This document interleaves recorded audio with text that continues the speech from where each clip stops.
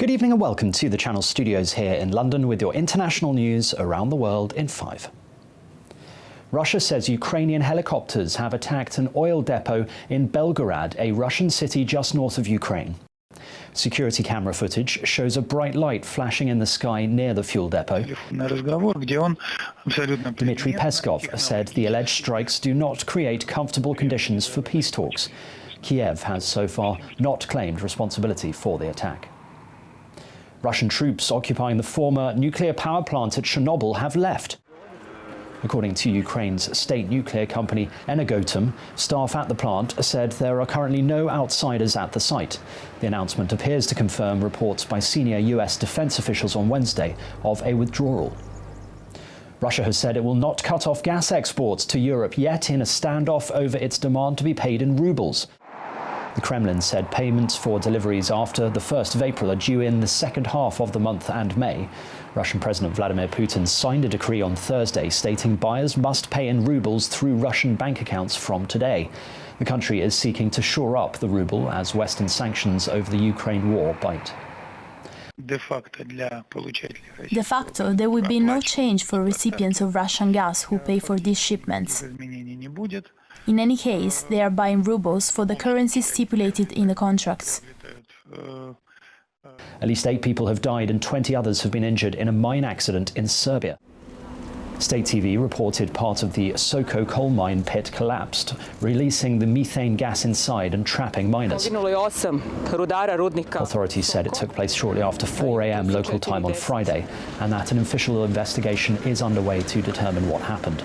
The Soko mine, about 200 kilometers southeast of Belgrade, has had several serious accidents since it started operating in the early 1900s. 2 South Korean Air Force planes have collided in mid-air during a training exercise, killing 4 pilots. The crash happened around 6 kilometers south of the aeroplane base in the southeastern city of Sacheon. A total of 130 troops, 95 police officers and 60 firefighters, as well as 3 helicopters, have begun a search at the crash site. Sri Lankan police have imposed a curfew and fired tear gas at demonstrators protesting food, fuel and power shortages outside the president's house. Agitated protesters stormed through barricades and were accused of setting fire to a bus. The country's president blamed the events on extremist elements.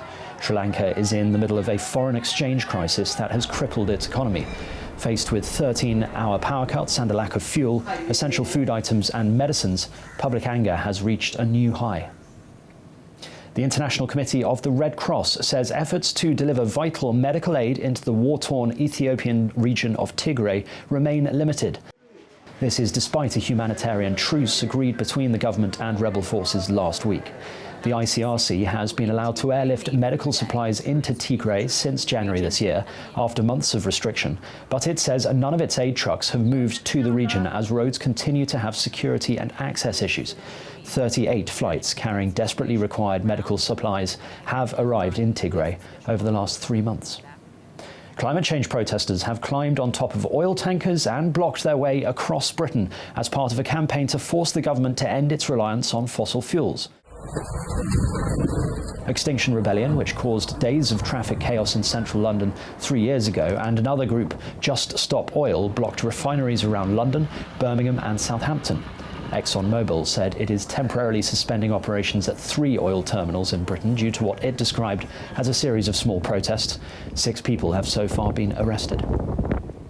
And the main producer at the Oscars has said police were ready to arrest Will Smith after the actor slapped comedian Chris Rock on stage. Oh, wow! In his first interview since Sunday's event, Will Packer said officers asked Rock if he wanted them to take action, but the star was very dismissive of the offer.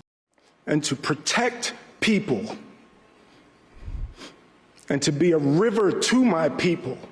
Smith has apologized for striking Rock over a joke about his wife Jada, while Oscars organizers and Packer have come under scrutiny for their responses. And that's your international news around the world in 5. Now back to the Channel Studios in Lagos.